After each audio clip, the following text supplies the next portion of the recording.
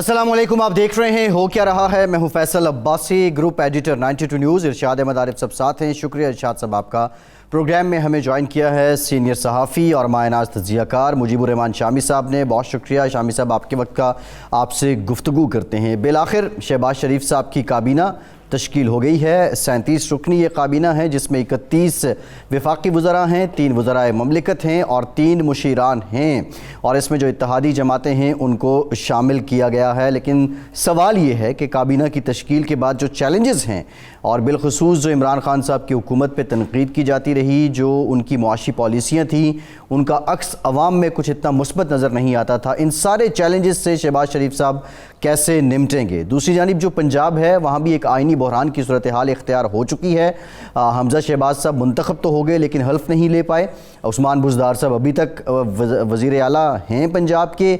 अब इसका हल क्या निकलेगा? क्या मामला अदालत की तरफ ही जाएगा? इसका फ़ैसला भी कोई अदालत करेगी या उससे पहले कोई और हल इसका निकल सकता है? कुछ दीगर मामलात पे भी बात करेंगे। इलेक्शन कमीशन ने फ़ॉरेन फंडिंग केस की समाअत की है, 1 हफ्ते तक मुलतवी कर दी गई हैं। तहरीक इंसाफ के वकील ने आज एतराज़ भी किया है। मुफस्सल बात करेंगे जो इस वक्त हालात हैं। लेकिन इरशाद साहब, काबीना बिलाखिर तश्कील दे दी गई, जिसमें नून लीग, पीपल्स पार्टी, MQM, दीगर जो इत्तेहादी हैं उनकी नुमाइंदगी मौजूद है। कल शहबाज शरीफ साहब ने पहला जो काबीना का इजलास है, इनकी काबीना का वो तलब भी कर लिया है। आप समझते हैं कि जितने भी अरसे तक अब हुकूमत चले, मामलात काफ़ी हद तक ट्रैक पे आना शुरू हो गए हैं? इरशाद साहब, नहीं, इसमें तो कोई शक नहीं है। जब काबीना की तश्कील हो गई तो हुकूमत मुकम्मल हो गई। अब जो इम्तिहान है काबीना का है, लेकिन काबीना से ज़्यादा इम्तिहान है जनाब शहबाज शरीफ साहब का, क्योंकि वो सोलो फ्लाइट के कायल हैं। मैं पहले भी कह चुका हूँ, और उन्होंने पंजाब में दो बार जब हुकूमत की है, बल्कि 3 बार 97 में भी, तो वो आल नाल होते थे और उनकी अपनी पार्टी के लोग होते थे। और यहाँ एक शिकायत ये भी होती थी कि वो ब्यूरोक्रेसी को फ्री हैंड देते हैं और वज़राए कराम को कहते हैं जी मेरिट पर चलना है। तो अब वहाँ चूँकि इत्तेहादी हैं और मुँह ज़ोर किस्म के इत्तेहादी हैं, लेकिन शामी साहब हमारे साथ मौजूद हैं, बुज़ुर्ग हैं, एडिटर हैं, तज्ज़ियाकार हैं। हम उनसे पूछते हैं कि शामी साहब, शहबाज शरीफ साहब के लिए और मौजूदा काबीना के लिए कौन से बड़े चैलेंजेस हैं कि वो इमरान खान साहब का जो ख़ुद उन पर तनकीद किया करते थे उसको भी जस्टिफाई करें कि हम उससे बेहतर परफॉर्म कर रहे हैं और इत्तेहादियों को भी साथ लेकर चलें, और कोरोना के जो असरात हैं मईशत पर उससे भी ओहदा बरा हूँ। शाद आरिफ साहब, जो आपने इब्तदाई गुफ्तगू की है जी, मेरा ख्याल है यानी वो हकीकत के बहुत करीब है। यानी एक 13 रुकनी इत्तेहाद है, उसकी कई जमातें जो हैं आज हुकूमत में शामिल हुई हैं, और 3 जमातें बाहर हैं अभी तक। एक तो ANP और BNP साहब की पार्टी और दावड़ साहब की पार्टी। तो ये 3 जमातें जो हैं अभी इन्होंने ज्वाइन नहीं किया। और हमारे बिलावल भुट्टो जरदारी साहब जो हैं वो वज़ारत ख़ारजा उन्होंने कबूल तो कर ली है खबरों के मुताबिक, लेकिन उसका भी हलफ नहीं उठाया। और वो वहाँ मौजूद थे तकरीब में, लेकिन हलफ नहीं उठाया। और वज़ीर मुमलकत बराए अमूर ख़ारजा जो उनकी हिना रबानी खर हैं, उन्होंने अपना मनसब संभाल लिया है। अब कहते ये हैं कि बिलावल भुट्टो जरदारी जो हैं वो बाकी 3 जमातों के वकील हैं, और वो चाहते हैं कि उनकी भी एडजस्टमेंट हो जाए और उनसे किए गए वादे पूरे किए जाए। तो बहरहाल ये एक मुश्किल सूरत हाल है, और इतनी जमातों का इकट्ठा मिलकर हुकूमत बनाना और फिर आगे बढ़ना ये कोई मामूली मामला नहीं है। लेकिन बहरहाल एक बड़ा मरहला सर हो गया है। जो बड़ी जमातें हैं उनके दरमियान तकसीम हो गई है, और इमरान खान साहब जो हैं वो भी पूरी क़ुव्वत से मैदान में मौजूद हैं। तो इमरान खान साहब की जो मौजूदगी है वो इस बात की ज़मानत है कि इन जमातों के दरमियान इत्तेहाद बरकरार रहेगा। अगर कुछ ये इसलिए लगता है कि इनको किसी न किसी तौर एक दूसरे के साथ अपना निभाना पड़ेगा और सफ़र जारी रखना पड़ेगा। यानी शामी साहब आप फरमा रहे हैं कि बिनाए इत्तेहाद भी इमरान खान थे और बकाए इत्तेहाद भी इमरान खान की ज़ात है। पाकिस्तानी सियासत का यही मसला है, या ये शख्सियात के गिर्द घूमती है। एक ज़माने में देखिए फील्ड मार्शल अयूब खां के खिलाफ इत्तेहाद बना था, फिर भुट्टो साहब के खिलाफ इत्तेहाद बना, तो भुट्टो साहब के हामी और भुट्टो साहब के मुखालिफ, फिर नवाज शरीफ साहब के खिलाफ भी इत्तेहाद बना, और अब इमरान खान साहब जो हैं उनके खिलाफ कम बेश सारी जमातें जो हैं वो यकजा हो गई थी। तो ये इमरान खान साहब ने उनको मुत्तहिद भी किया और अब मज़ीद मुत्तहिद भी रखेंगे अगर उन्होंने अपनी सियासत सरगर्मी से जारी रखी। लेकिन इस वक्त शहबाज शरीफ साहब को जो बहुत बड़ा चैलेंज दरपेश है वो मईशत का है और वो गवर्नेंस का है, और जो उनकी मुआशी टीम है वो तो काफ़ी मजबूत है।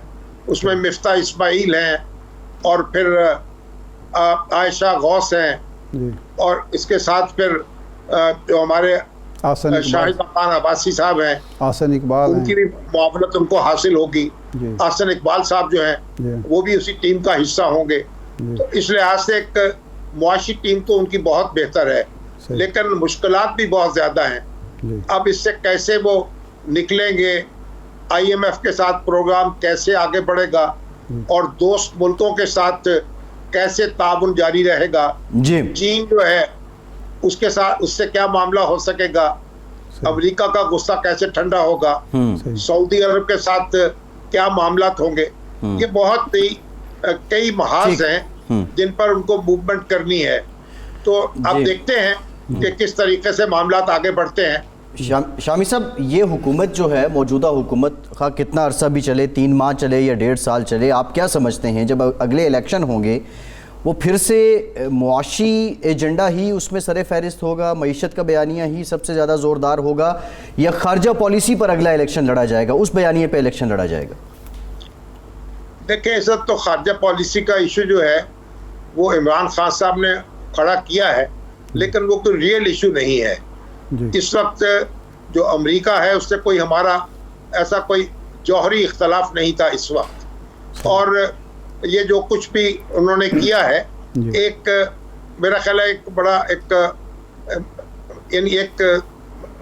बाकायदा मैं समझता हूँ कि एक पोजीशन उन्होंने खुद ही बनाई है और घड़ी है। तो मैं नहीं समझता कि ये बयानिया जो है वो ज़्यादा देर तक फ़ायदामंद हो सकेगा, क्योंकि इसके मनफी असरात भी बहुत होंगे। पाकिस्तानी मईशत जो है और पाकिस्तानी रियासत जो है वो इस तरह के बयानिए की मुतहम्मल नहीं हो सकती। लेकिन बुनियादी मामला वही फिर होगा कि आप यहाँ लोगों को रिलीफ क्या देते हैं, क्या लोग मौजूदा हुकूमत से मुतमईन हो पाते हैं, क्या कुछ गवर्नेंस बेहतर होगी। तो मौजूदा हुकूमत जो है उसके लिए तो परफॉर्मेंस जो है उसके ज़रिए से आगे बढ़ने की बात होगी।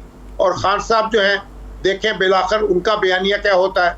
अभी तो एक नई सूरत हाल है, वो अभी यानी मैदान ऐवान इक़्तिदार से निकले हैं, लेकिन जो हालात आगे बढ़ेंगे कुछ उन पर भी दबाव आएगा और कई मामलात उनके ख़िलाफ़ जो हैं वो भी बरूए कार आएंगे। तो फिर किस तरीके से वो अपनी सियासत को आगे बढ़ाते हैं ये देखना पड़ेगा। अभी हम कुछ कह नहीं सकते तयक्कुन के साथ कि आने वाले 1 साल में क्या होने वाला है। शामी साहब, मौजूदा हुकूमत के लिए एक तो ये बयानिया एक मसला होगा, लेकिन दूसरा जो कोरोना की वजह से जो आलमी मईशत पर असरात हो रहे हैं, यूक्रेन जंग के असरात हो, यानी यूके जैसे रियासत मजबूत रियासत, वहाँ तेल की कीमतें बढ़ गई हैं, बिजली की कीमतें बढ़ गई हैं, गैस की कीमतें बढ़ गई हैं, यानी यूटिलिटी बिल जो लोगों के थे वो बहुत बढ़ गए हैं, महंगाई एक है अमेरिका में यही कुछ सुना जा रहा है।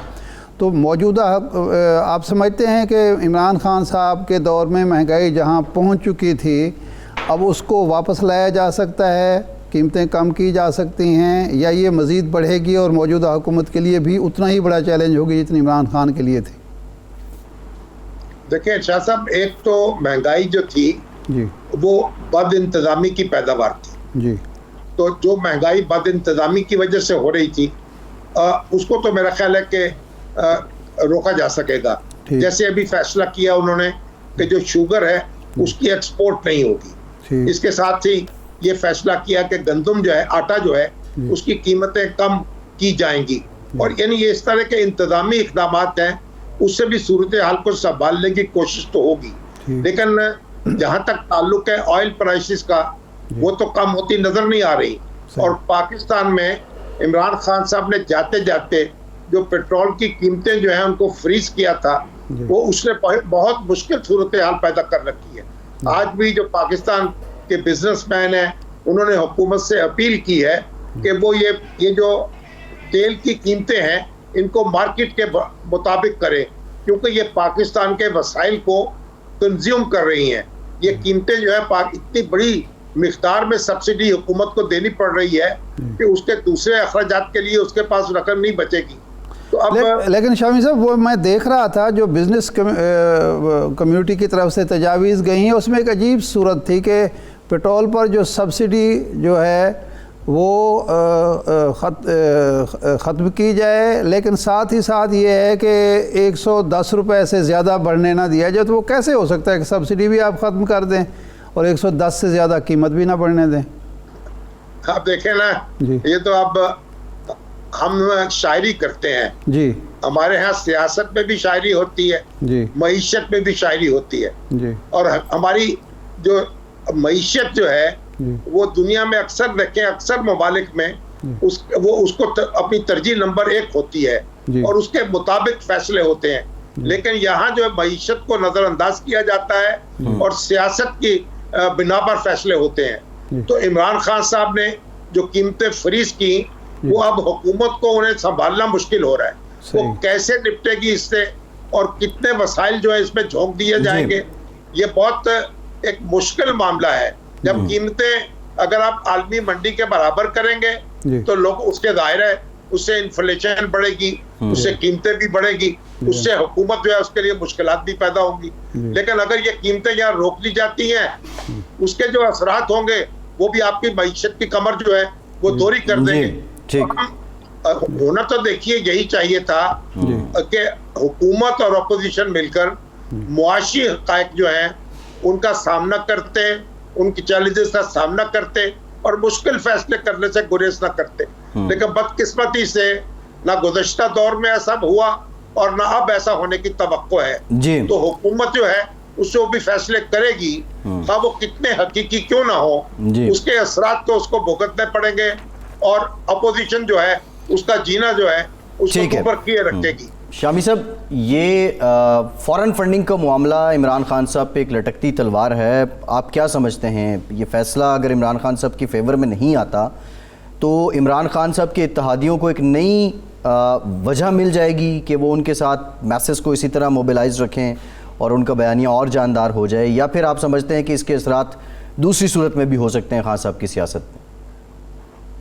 دیکھیں, یہ فارن فنڈنگ کیس جو ہے یہ 7-8 سال سے لٹکا چلا آ رہا ہے اور یہ کسی اپوزیشن نے کوئی مقدمہ قائم نہیں کیا, نہ کوئی کسی سیاسی جماعت نے ان کے خلاف کوئی مقدمہ قائم کیا, نہ یہ حکومت نے قائم کیا. یہ ان کے اپنے ساتھی ہیں اکبر ایس بابر, جنہوں نے اس مسئلے کو اٹھایا تھا.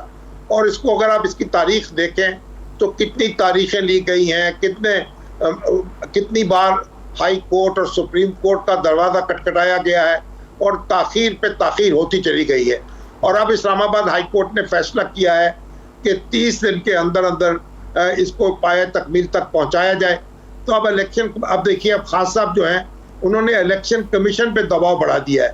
انہوں نے کہا ہے کہ ہم چیف الیکشن کمشنر کے خلاف ریفرنس لائیں گے, جبکہ وہ چیف الیکشن کمشنر کی تقرری جو ہے اس وقت انہوں نے بہت اس کی داد وصول کی تھی اور اتفاق رائے سے تقرری ہوئی تھی اور خود پی ٹی آئی کی کانسنٹ بھی اس میں شامل تھی. تو مگر یہ ایک مشکل صورتحال ہے. ہم کوئی اسپیکولیٹ نہیں کر سکتے جب ایک معاملہ ایک الیکشن کمیشن میں زیر سماعت ہے تو یہ کہنا کہ اس کا کیا نتیجہ نکلے گا یہ تو بہت مشکل ہوگا. لیکن اگر ایسا نتیجہ نکلا جو عمران خان صاحب کے لیے مشکلات پیدا کرے تو برا اس کو بھی بھگتنا پڑے گا. جو پاکستان کے عدالتی ادارے ہیں انہی کے ذریعے ان کو ریلیف ملے گا, انہی میں ان کو اپنا مقدمہ لڑنا پڑے گا. تو اس لیے اب بھی ان کو چاہیے کہ جو اپنا آئین اور قانون کے دائرے میں رہتے ہوئے اپنی سٹرگل کو آگے بڑھائیں اور اپنی سیاست کو آگے بڑھائیں. جو اداروں سے تصادم ہے وہ ان کے لیے مفید نہیں ہوگا۔ شامی صاحب، یہ پنجاب پر کی صورتحال پر آتے ہیں، 3 صوبوں کے گورنرز نے استعفیٰ دے دیا، سندھ، بلوچستان اور خیبر پختونخوا۔ یہاں گورنر صاحب موجود ہیں، اگرچہ وہ ہیں 10-15 دن سے ہی گورنر لگے ہیں۔ اب انہوں نے ایک نیا نقطہ پیدا کیا ہے اور ایڈوکیٹ جنرل نے بھی تائید کیا ہے کہ عثمان خان بزدار کا جو استعفیٰ تھا وہ قانونی تقاضے پورے نہیں کرتا، وہ گورنر کی بجائے وزیر اعظم کے نام لکھا گیا تھا، اور اسی بیس پر وہ حمزہ شہباز شریف صاحب کا حل بھی نہیں لے رہے۔ تو آپ اس معاملے کو کس طرف جاتا دیکھتے ہیں؟ کیا گورنر کو ایسا کرنا چاہیے، اور کیا اس طرح سے جو معاملات ہیں قانونی یا موشگافیوں کے ذریعے ایک سیاسی عمل کو روکنا مناسب ہے؟ دیکھیں شاہ صاحب، آپ بھی سمجھتے ہیں یہ گورنر صاحب جو ہیں ان کو وزیر اعظم تو برطرف کر چکے ہیں اور ایڈوائس بھیج چکے ہیں صدر کو کہ ان کو ریموو کر دیا جائے، اور ان کی جگہ وہ نیا گورنر مقرر کرنا چاہتے ہیں، لیکن صدر صاحب نے ابھی تک اس ایڈوائس کو قبول نہیں کیا اور ان کو یہ ہدایت کی ہے کہ اپنا کام جاری رکھیں۔ اس سے پہلے جب چودھری سرور صاحب کا معاملہ آیا تھا تو ایک چند منٹ کے اندر ان کو رخصت کر دیا گیا تھا، اور ان کی جگہ عمر سرفراز چیمہ صاحب کا تقرر بھی عمل میں آیا تھا۔ اب یہ عمر سرفراز چیمہ صاحب جو کہہ رہے ہیں یہ بڑی دلچسپ صورتحال ہے۔ ابھی میری سابق گورنر پنجاب جو ہے چودھری سرور صاحب، ان سے بات ہو رہی تھی، انہوں نے کہا بھائی میں نے تو عثمان بزدار صاحب کو بلا کر ویریفائی کیا ہے، ان سے تصدیق کی ہے، ان سے استعفیٰ اس کے بعد منظور کیا ہے، اس لیے وہ تو نہیں سمجھتے اس میں کوئی قانونی حکم ہے۔ ان کا خیال ہے کہ انہوں نے سارے تقاضے پورے کر کے استعفیٰ منظور کیا ہے، لیکن اگر گورنر پنجاب جو ہیں وہ اس کو استعفے کو رد کرتے ہیں تو ایک یہ بھی دوست کہہ رہے ہیں کہ ایسی صورت میں وزیر اعلیٰ بحال ہو کر پھر اسمبلی کو تحلیل کر دیں گے تو ایک نئی سچویشن پیدا ہوگی۔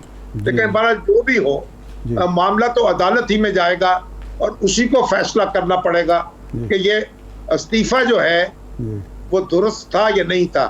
اب دلچسپ بات یہ ہے کہ عثمان بزدار صاحب نے یہ موقف اختیار نہیں کیا کہ میرا استعفیٰ جو ہے وہ ناجائز طور پر منظور کر لیا گیا ہے یا میں نے استعفیٰ نہیں دیا۔ وہ استعفیٰ انہوں نے تسلیم کیا ہے کہ ان کا استعفیٰ منظور ہو چکا ہے، اور انہوں نے پھر جو چودھری پرویز الہی صاحب کا انتخاب تھا اس میں حصہ لیا ہے اور اس کو آگے بڑھایا ہے، اسمبلی کی کارروائی میں شرکت کی ہے۔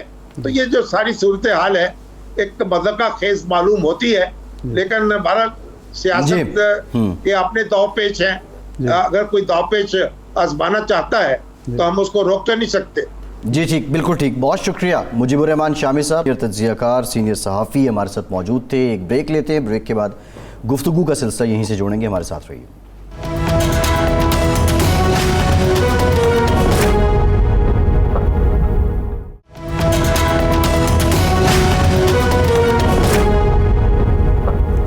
بریک کے بعد ایک بار پھر سے آپ کو خوش آمدید کہیں گے۔ ہمیں جوائن کیا ہے سینیٹر کامران مرتضیٰ صاحب نے، ماہر قانون بھی ہیں، JUFA کے رہنما بھی ہیں۔ بہت شکریہ سینیٹر صاحب، آپ کے وقت ہے۔ سینیٹر صاحب، آپ کی حکومت تشکیل ہوئی، پھر کابینہ بھی تشکیل ہو گئی، مبارکباد ہم آپ کو پیش کرتے ہیں۔ یہ جو چیلنجز ہیں اس میں معاشی بھی ہیں لیکن جو قانونی پہلو ہیں، جو PTI ہے وہ کہتی ہے ہم نے استعفے دے دیے ہیں اور ہمارے نکل جانے کے بعد جو موجودہ پارلیمنٹ ہے اس کی لیجیٹمیسی پہ سوال اٹھتے ہیں۔ ان استعفوں کی نوعیت اور حیثیت آپ کی نظر میں ابھی تک کیا ہے، اور آپ سمجھتے ہیں کہ اگر اتنا بڑا چنک پارلیمنٹ سے باہر ہو جاتا ہے تو پھر واقعی جو لیجیٹمیسی ہے پارلیمنٹ کی وہ چیلنج ہو رہی ہے؟ دیکھیے، لیجیٹمیسی کو تو ہم نے پہلے سے چیلنج کر رکھا تھا اور اس میں تمام پارٹیاں تقریباً متفق تھیں۔ PTI جو آج بات کر رہی ہے وہ 3.5 سال پہلے وہ ہم بات کر رہے تھے۔ ان کو شاید اب خیال آیا ہے اس کی لیجیٹمیسی کا، اور پھر جب لیجیٹمیسی کا خیال آیا اس وقت جب ان کی حکومت چلی گئی، اور حکومت بھی انہوں نے روتے روتے چھوڑی۔ اب جب یہ روتے روتے چھوڑی ہے تو انہوں نے ریزائن کیا۔ 123 شاید ان کے ریزگنیشن تھے، مگر وہ جو ریزگنیشن تھے وہ اجتماعی ریزگنیشن ہے، اس میں 2-3 باتیں جو ہے نا وہ ریکوائرڈ تھی ریزگنیشنز کی. ریزگنیشن جو ہے نا ان کی کنفرمیشن بھی ریکوائرڈ ہے اور یہ اکارڈنگ ٹو لاء بھی نہیں ہے. جیسے آج جو ہے وہ پنجاب والا جو ہے سی ایم صاحب کا, انہوں نے اے جی صاحب نے آج یہ کہہ دیا کہ جی یہ تو وزیر اعظم کے کو ایڈریس کیا ہوا ہے اور ہاتھ سے نہیں لکھا ہوا. تو اسی طرح سے یہ بھی ہاتھ سے لکھے ہوئے استعفے نہیں ہیں اور اجتماعی استعفے ہیں, تو ان کی کوئی حیثیت نہیں ہے. مگر بہرحال اگر اس بات پہ چلے جائیے کہ استعفے اگر سارے آ جائیں اور اس کے بعد کی بات صورتحال پہ, تو یہ واقعی جو ہے نا ایک بڑا بحران ہوگا. 100-125 لوگ اگر استعفیٰ دے دیتے ہیں تو ہم 100 دفعہ اس بات کو کہیں کہ یہ کوئی ایسی کوئی خاص بات نہیں ہے, مگر یہ خاصی خاص بات ہے. یعنی تقریباً 1/3 حصہ اسمبلی جو ہے وہ خالی ہو جائے گی, اور 1/3 حصہ اسمبلی کی الیکشن کروانا 5-5-6 کر کے بھی وہ بھی بڑا مشکل ہوگا. اگر 5-5-6 بھی کریں تو آپ جتنا بھی اس کو 10 دن کا بھی وقفہ ڈالیں گے تو پھر آپ اس کا حساب کر لیجئے کہ کتنے دن ہوں گے. تو ایک بحران جو ہے وہ اس وقت موجود ہے, اور اس کے لیے شاید یا تو کہیں کسی نیگوسیشن کی ضرورت پڑے, یا کہیں خدا نخواستہ کوئی ایسی جو ہے نا وہ انٹرونشن نہ ہو جائے. یہ خطرہ جو ہے وہ کسی نہ کسی حوالے سے رہے گا. انٹرونشن اگر وہ نظر نہ بھی آئے, وہ ایسی انٹرونشن ہو کہ کوئی زبردستی جو ہے نا وہ پارلیز کی طرف لوگوں کو لے جائیں, تو بھی وہ تکلیف دہ ہوگا. اگر سیاسی پارٹیاں واقعی سیاسی پارٹیاں ہیں تو وہ ان کو اکٹھے بیٹھ کے معاملات کو ان کو حل کرنا چاہیے. یعنی آپ کامران صاحب یہ کہہ رہے ہیں کہ یہ ایک ایشو ہے جو موجودہ پارلیمنٹ اور موجودہ سیاست پر اثر انداز ہو سکتا ہے, تو اس کا حل, اس کا مطلب ہے کہ جو ان کے مقاصد ہیں وہ یہی ہیں کہ ارلی الیکشن ہو جائیں, تو سیاسی جماعتوں کو اپنے وعدے کے مطابق بھی ارلی الیکشن کی طرف جانا چاہیے, 2-3 ماہ میں الیکشن کرا دینے چاہیے. دیکھیے ارلی الیکشن جو ہے وہ پی ڈی ایم کا مطالبہ تھا, اور اب بھی شاید وہ اسی پہ ہیں, مگر اس میں شاید الیکشن کمیشن کے کچھ عذرات ہیں. وہ عذرات جو ہے وہ پورے ہو جائیں. اگر وہ کہتے ہیں, سپریم کورٹ میں انہوں نے آ کے کہا تھا شاید 6-7 مہینے کی بات کی تھی, اس کو تھوڑا سا اس ٹائم کو تھوڑا سا اور کم کر لیں, اور پی ٹی آئی بھی کوئی ہوش کے ناخن لے. اگر وہ ہر معاملے میں اس طرح سے ایشو نہ کریٹ کرے. اب جو ہونا تھا وہ ہو گیا, لوگ ان کے ساتھ نہیں تھے, بات ختم ہو گئی. آگے یہ جمہوریتوں میں یہ اس طرح کی باتیں ہوتی ہیں اور اس کو ایکسیپٹ کرنا پڑتا ہے, پیشنس ہونا چاہیے, ڈائجسٹ کرنے کا ایک حوصلہ ہونا چاہیے. تو جو ہو گیا, مگر آگے اس ملک کو جمہوریت کی گاڑی پہ لے کے آگے چلنے کے لیے اس سسٹم کے ساتھ چلنا ضروری ہے. اگر جو پنجاب اسمبلی میں ہوا وہ اس طرح سے کر لیں جس طرح سے آج ایڈوکیٹ جنرل نے وہ کہہ دیا کہ جی استعفیٰ ہی جو ہے نا عثمان بزدار صاحب کا قانونی نہیں ہے, اور اس کی ایکسیپٹنس بھی جو ہے نا وہ غلط ہے. تو اس طرح کی باتیں, یا جو قومی اسمبلی میں اس طرح سے اس دن جو کچھ ہوا تھا, اس طرح کی باتیں جو ہے یہ ڈیریل کریں گی سسٹم کو, اور اگر ڈیریل نہ بھی کریں تو لوگوں کا اعتماد جو ہے وہ متزلزل ہوتا ہے اس پہ. کامران محمد صاحب, آپ نے یہ جو ایڈوکیٹ جنرل کی بات کی, یہی بات گورنر جو سابقہ گورنر تھے چودھری سرور صاحب نے بھی کہا تھا کہ یہ استعفیٰ چونکہ وزیر اعظم کے نام لکھا ہوا ہے تو نیا استعفیٰ ہونا چاہیے. اس کے باوجود وہ کہتے ہیں کہ پھر میں نے عثمان بزدار کو بلایا اور ان سے کہا کہ یہ آپ کا استعفیٰ ہے, انہوں نے کہا جی میرا استعفیٰ ہے, اور پھر وہ ویریفیکیشن کے بعد میں نے منظور کر لیا. جب استعفیٰ منظور ہو گیا, لیجیٹیمیٹ اتھارٹی نے منظور کر لیا, اس کے بعد الیکشن کا آرڈر ہو گیا, الیکشن ہو گئے, تو اب یہ سوال جو اٹھایا گیا ہے اور جو نقطہ ایڈوکیٹ جنرل, اس کی کوئی قانونی حیثیت رہتی ہے؟ یہ قانونی حیثیت اس بات کی نہیں رہتی. اب یہ روند مارنے والی بات ہے, جیسے کوئی کھیل رہا ہو اور کھیلتے ہوئے وہ ہار رہا ہو اور رونا شروع کر دے, یہ روند مارنے والی بات ہے. اور اس میں یہ روند مارنے میں مجھے بہت افسوس ہوتا ہے کہ جب چودھری صاحبان جیسے جو ہے نا قداور لوگ بھی شامل ہیں جو کئی دہائیوں سے پالیٹکس کر رہے ہیں اور اس کا حصہ رہے ہیں پورے نظام کا, تو انلیس کہ اس کو جا کے کوئی چیلنج کرے, میرا خیال ہے اس کو چیلنج بھی کروا دیں گے. آج یہ جو اوپینین آیا ہے ایڈوکیٹ جنرل صاحب کا, کل پرسوں تک دیکھیے گا کہ کسی ہائی کورٹ میں یہ پٹیشن بھی آ جائے گی کسی اور بندے کی طرف سے, تیسرے بندے کی طرف سے, کہ یہ تو ریزگنیشن ہی درست نہیں تھا. صحیح ہے. تو مطلب جو کچھ کیا جا رہا ہے وہ مناسب سسٹم کے لیے اچھا نہیں ہے. ایک قانونی ایشو اور بھی آ رہا ہے کہ وزیر اعظم پاکستان نے ایک گورنر کو ریموو کیا اور اس کی سمری صدر پاکستان کو بھیج دی. صدر پاکستان نے ابھی تک وہ سمری منظور نہیں کی اور وہ گورنر بیٹھے ہوئے ہیں. تو کیا قانونی صورتحال کیا ہے کہ کتنا عرصہ اس سمری کو سمری نہیں بلکہ ایڈوائس ہے اس کو روک سکتے ہیں صدر پاکستان؟ اور کیا یہ وفاقی حکومت کا ثوابدیدی اختیار نہیں ہے کہ وہ گورنر کسی کو رکھے یا ہٹا دے؟ دیکھیے یہاں پہ تمام تر طاقت جو ہے وہ الیکٹڈ لوگوں کی ہوتی ہے. الیکٹڈ لوگوں سے مراد وزیر اعظم اور ان کی کیبنٹ. مگر جو کام بھی ہوتا ہے وہ صدر کے نام پہ ہوتا ہے اور اس کے لیے جو ریموول کا اختیار ہے وہ صدر کے پاس ہے. اس کے لیے وہ ایک سرٹن پیریڈ کے اندر اگر وہ نہ کریں تو وہ خود بخود جو ہے نا وہ افیکٹو ہو جاتا ہے. تو اس سرٹن پیریڈ کے تک تو وہ جو ہے نا وہ رکھ سکتے ہیں یا واپس, اگر اس میں پتہ نہیں, مجھے نہیں پتا کہ اس میں واپس بھیجنے کی کوئی پروویژن ہے, مگر ایک سرٹن پیریڈ تک وہ معاملات کو لٹکا کے رکھ سکتے ہیں. تو وہ معاملات تو انہوں نے اسی لیے ادھر سے سمری چلی گئی ہے اور وہ اس کو ایک سرٹن پیریڈ تک جب تک ان کا اختیار ہے, جب تک وہ افیکٹو نہیں ہو جائے گا دستور کے مطابق, وہ اس کو لٹکا کے رکھیں گے. تو عرض میں وہی کر رہا ہوں کہ یہ جو ہے نا یہ روند مارنے والی باتیں ہیں. جب ایک سسٹم تبدیل ہو گیا, جب نو کانفیڈنس آ گئی, نو کانفیڈنس امپروو ہو گئی, سپریم کورٹ کا ایک فیصلہ آ گیا, آپ کو پسند آیا آپ کو نہیں پسند آیا, اگر لا آف لینڈ وہی ہے, چیز پسند آئے یا نہ آئے لا آف لینڈ وہی ہوتا ہے. اور اب وہ لا آف لینڈ کے مطابق جو ہے نا وہ صدر کو بھی ایکٹ کرنا چاہیے اور باقی لوگوں کو بھی اس کے مطابقت میں چلنا چاہیے. نہیں چلیں گے تو پھر جو ہے نا وہ باتیں جو ہے نا وہ دستور سے نکل بھی جاتی ہیں بعض اوقات. اچھا کامران صاحب, دائیں بائیں سے بھی شروع ہو جاتی ہیں. جو صدر کے مواخذے کی بھی بات ہو رہی ہے, کیا مواخذے کے لیے کوئی جواز ہونا کافی ہے کہ جس کی بیس پہ امپیچمنٹ کو فائل کیا جا سکے, اس قرارداد کو فائل کیا جا سکے؟ اور یہ جو سمری روکنے والا جواز ہے, کیا یہ اتنا جاندار ہے, یہ اتنا کافی ہے کہ اس کی بیس پہ ہی آپ امپیچمنٹ کو پرسو کر سکتے ہیں؟ نہیں, سمری روکنے والا جواز جو ہے وہ اتنا جو ہے نا وہ جاندار نہیں ہے, مگر اس جواز کے ساتھ اور بہت سارے جوازوں کو جب آپ ملائیں گے, جیسے 2 دفعہ جو ہے نا, ایک دفعہ پرائم منسٹر سے اوتھ نہ لینا, پھر اس کے بعد کیبنٹ سے اوتھ نہ لینا, عین اسی دن بیمار ہو جانا, عین اسی دن چھٹی پہ چلے جانا, باقی کاموں میں گورنرز کے کاموں میں, جو مختلف کاموں کو آپ جب ملائیں گے تو یہ جو چین بنے گا اس میں جو ہے نا یہ الٹیمیٹلی یہ امپیچمنٹ کا گراؤنڈ بن جائیں گے.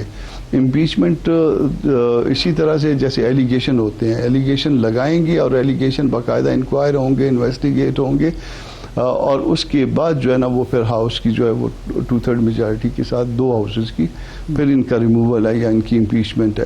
تو بہرحال یہ جو کچھ بھی ہو رہا ہے یہ اچھا نہیں ہو رہا ہے, یہ جمہوریت کے لیے جو ہے نا کوئی اچھا شگون نہیں ہوگا جو کچھ ہو رہا ہے اس وقت.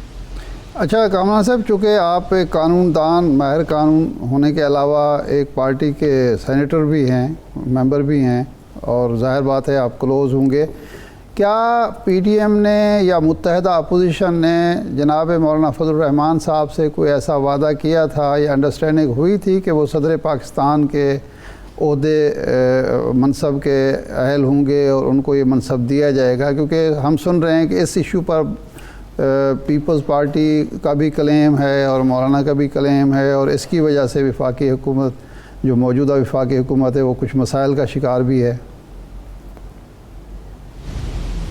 دیکھیے مجھے اگر کوئی ایسا وعدہ ہے کسی کے ساتھ بھی, پیپلز پارٹی کے ساتھ یا جے یو آئی کے ساتھ, مجھے اس کا علم نہیں ہے. اچھا, میری موجودگی میں ایسی کوئی کمٹمنٹ نہیں ہوئی ہے, اور میں نہیں سمجھتا کہ کوئی عہدے جو ہے نا وہ اس حکومت کے لیے کوئی ایسا مسئلہ بنیں گے.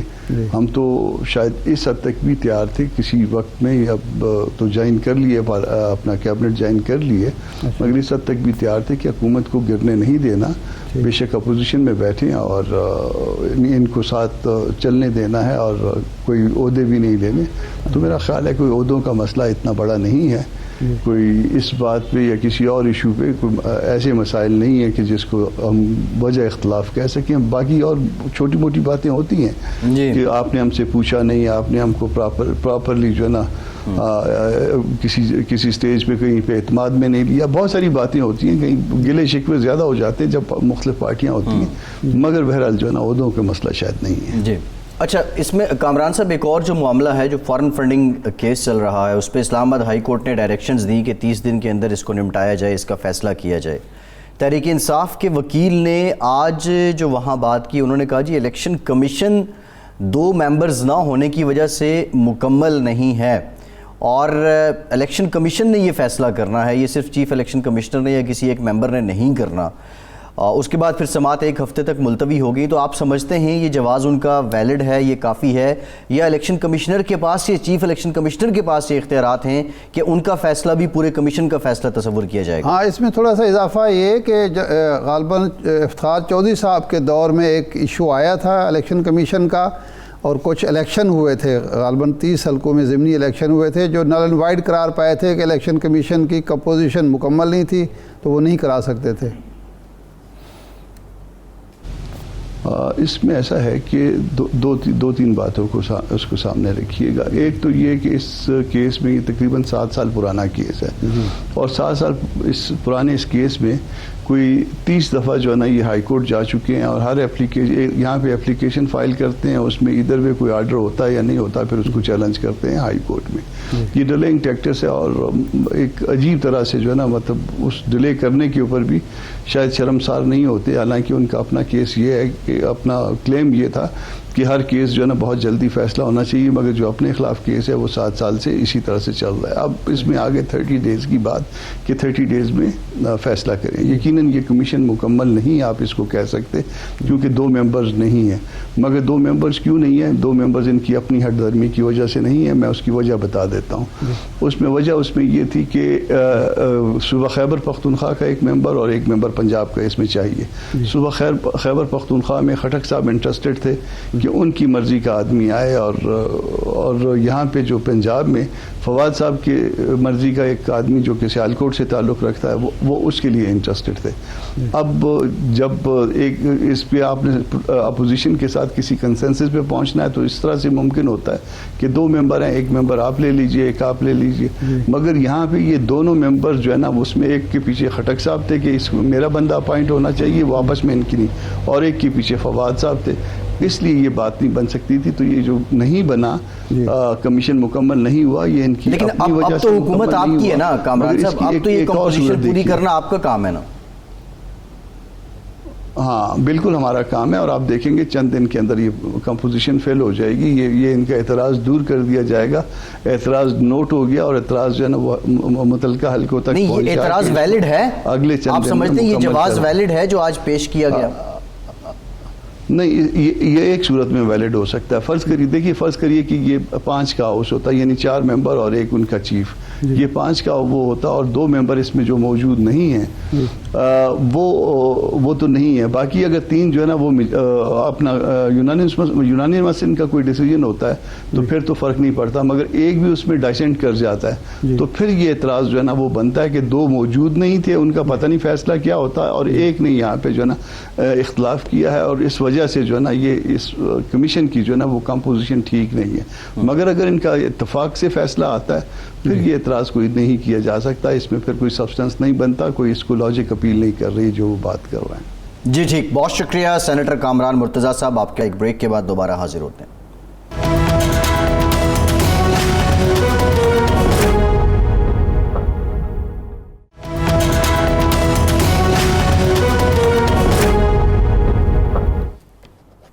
بریک کے بعد ایک بار پھر سے آپ کو خوش آمدید کہیں گے. ارشاد صاحب, اگر ہم آج کی ٹائم لائن دیکھ لیں, الیکشن کمیشن میں فارن فنڈنگ کیس کی سماعت ہوئی, سپریم کورٹ میں 63(1)(a) سے متعلق سماعت ہوئی, پنجاب میں ہم دیکھ رہے ہیں حمزہ صاحب نے اپلیکیشن درخواست کی دائر کی, اس سے پہلے جو ہے وہ گزشتہ روز پرویز الہی صاحب نے کی. اب سیاسی معاملوں سے زیادہ جو آئینی اور قانونی حالات ہیں وہ گمبھیر بھی ہیں, وہ پیچیدہ بھی ہیں. لیکن مثال کے طور پہ اسلام آباد میں جو کچھ ہوا, جیسا کچھ ہوا, at the end result Khan صاحب کی حکومت چلی گئی.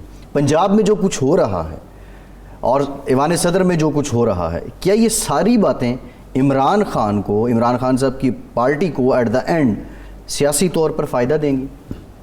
دیکھیں, وقت وہ لے رہے ہیں, اور وقت وہ اس لیے لے رہے ہیں, وہ یہ سمجھتے ہیں کہ اتنی دیر میں موبلائزیشن اتنی کر دوں گا, پشاور کا جلسہ, کراچی کا جلسہ, 21 کو یہاں لاہور کا جلسہ, کہ اس کے بعد میری جو بارگیننگ پوزیشن ہے, سودے بازی کی جو حیثیت ہے وہ مضبوط ہو جائے گی.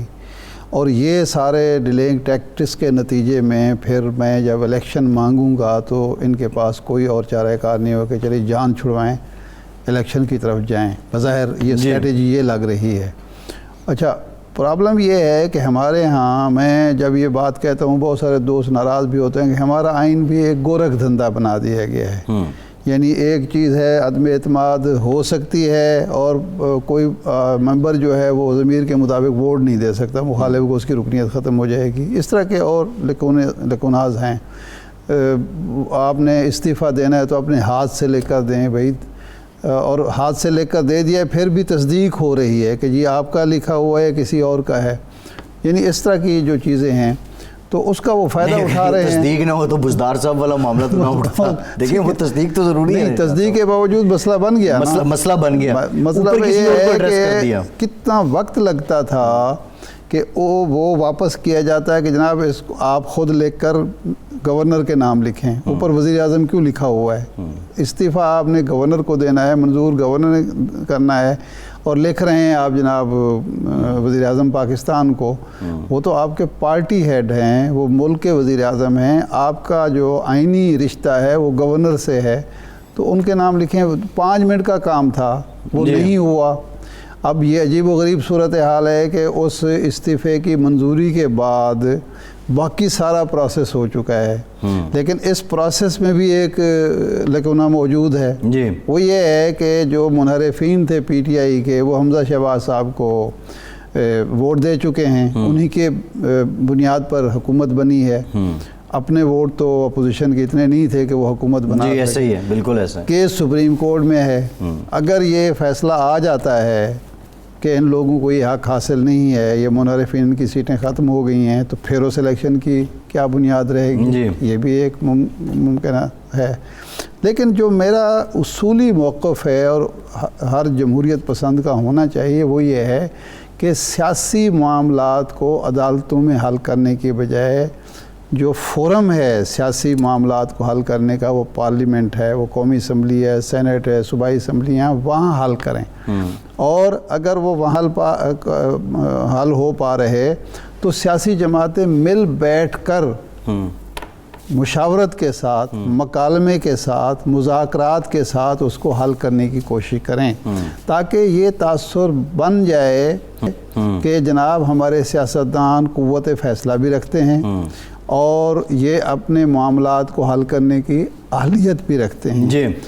ہمارے قریب ہی ہندوستان ہے, بھارت ہے, وہاں کتنے سیاسی معاملات عدالتوں میں جاتے ہیں, بلکہ وہاں تو ججز یہ کہتے ہیں, کتابیں آ چکی ہیں جو جن لوگوں نے لکھی ہیں, کہ ہم نے تو ایک طے کر لیا ہے کہ جو عدلیہ ہے وہ نہ مقننہ کے معاملات میں دخل اندازی کرے گی, نہ انتظامیہ کے معاملات میں دخل اندازی کرے گی. اس میں جو بڑی امپورٹنٹ بات ہے, جو 3 اپریل 2022 کا ایپیسوڈ تھا, جو ڈپٹی اسپیکر صاحب کی رولنگ تھی, بعد میں عدالت نے اس کو کالعدم قرار دیا. سیاست کچھ کریس بھی تو ہونی چاہیے نا. نہیں, میں کب کہہ رہا ہوں, میں تو سیاست دانوں سے کہہ رہا ہوں, اس میں عمران خان بھی شامل. میں عمران خان کی بات کر رہا ہوں, میں شہباز شریف صاحب کی بات کر رہا ہوں, میں مولانا فضل الرحمان صاحب کی, زرداری صاحب کی, سب کی بات کر رہا ہوں کہ یہ معاملات آخر کیوں آپ لوگ حل نہیں کرتے.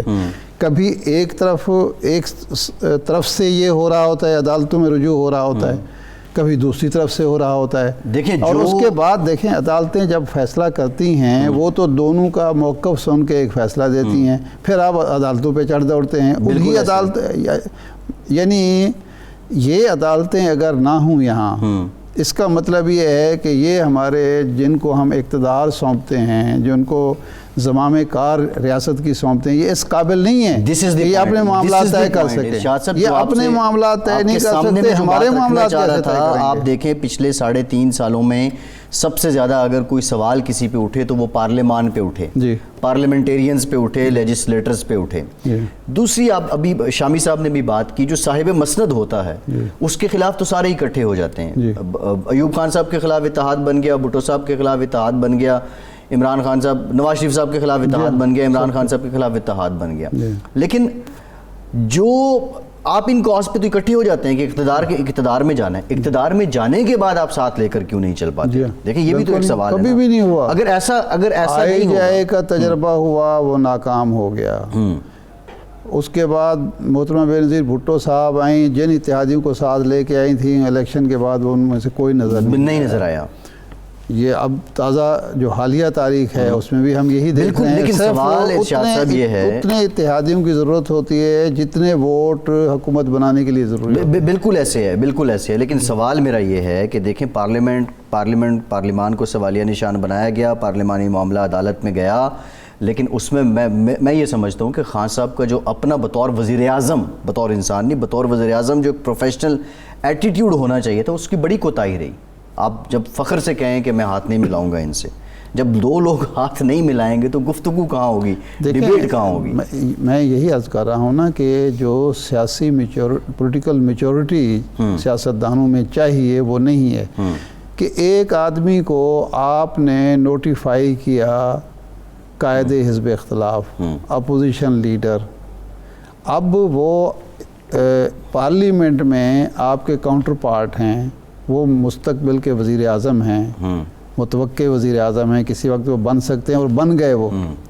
اب آپ ان سے بات نہیں کریں گے، بیٹھیں گے نہیں، تو اس کا نتیجہ یہی ہوگا کہ پھر وہ سب کو اکٹھا کریں گے اور آپ کی حکومت گرا دیں گے۔ اگر آپ کے پاس، آپ کے اندر اتنی صلاحیت ہو، کسی بھی، میں سیاستدان کی بات کر رہا ہوں، کہ آپ اپنے اپوزیشن کو دیوار سے نہ لگائیں بلکہ ان کو آن بورڈ رکھیں، ان کو شریک مشاورت رکھیں، تعلقات کار آپ کے اتنے اچھے ضرور ہوں۔ میں بھٹو صاحب کی مثال دیا کرتا ہوں کہ ذوالفقار علی بھٹو کی اپوزیشن جو تھی، وہ ذوالفقار علی بھٹو مرحوم پر یہ الزام لگاتی تھی کہ انہوں نے ملک توڑا ہے، اور وہ بجا طور پر یہ کہتے تھے کہ مینڈیٹ تو مجیب الرحمان کو ملا تھا، یہ کہاں سے وزیر اعظم بن گئے، یہ تو اپوزیشن لیڈر ہونے چاہیے تھے۔